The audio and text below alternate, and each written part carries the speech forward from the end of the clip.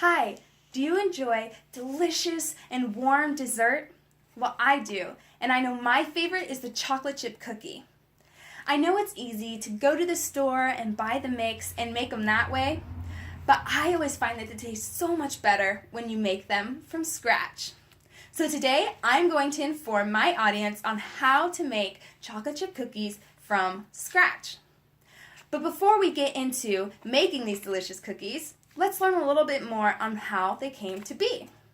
According to a New Yorker article entitled Sweet Morsels, A History of the Chocolate Chip Cookie, written by John McCoud on December 19, 2013, the chocolate chip cookie was made in 1938 by Ruth Wakefield, who was the owner and founder of the Toll House Company, known for its delicious baked goods and treats.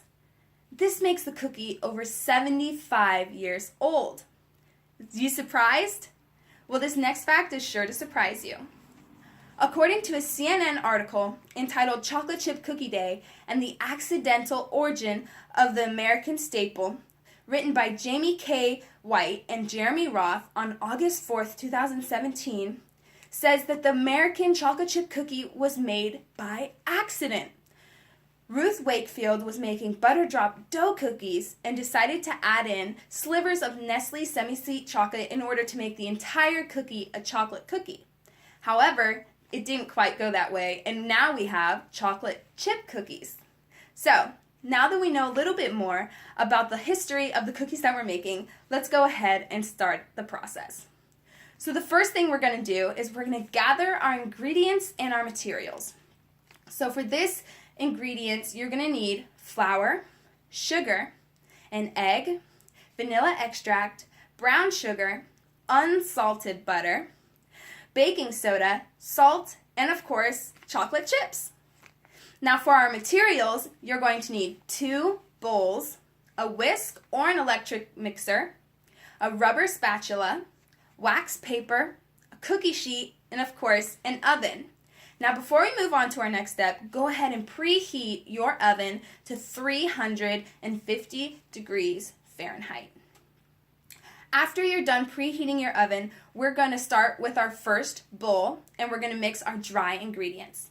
So you're going to mix 1 cup and a half tablespoon of flour, 1/2 teaspoon of baking soda, and a 1/2 teaspoon of salt in one bowl. So you're going to whisk it together, and then you're going to set that off to the side, and we're going to move on to our wet ingredients.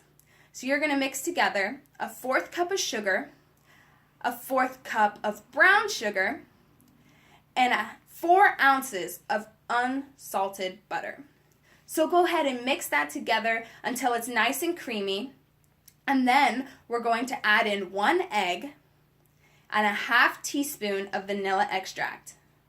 And mix that in really good, and then when you're done with that, we're going to add in our flour mixture gradually. So you do not want to pour it in all at once, or else you're going to have lumps of flour in your cookies, and that's not going to make them taste very good. So make sure to add small amounts at a time to make sure it's incorporated well within the mixture. After your mixture's done, we're going to move on to the next step, which is the baking. So for this, we're going to need our cookie sheet and our wax paper. So what you want to do is take this now made dough, and we're going to make them into small circles or however big you want your cookies to be. Just remember that they're going to spread out as they cook, so make sure not to put them close together. And we're going to set them out on the cookie sheet. By now, our oven should be heated enough to be used. So once you have as many cookies as you want, you're going to place that cookie sheet in your oven, and you're going to let it bake for 9 to 11 minutes. Now while this is baking, go ahead and set up some wax paper either on your stovetop or counter so that when your cookies are done, you can place them on the wax paper so that they can cool.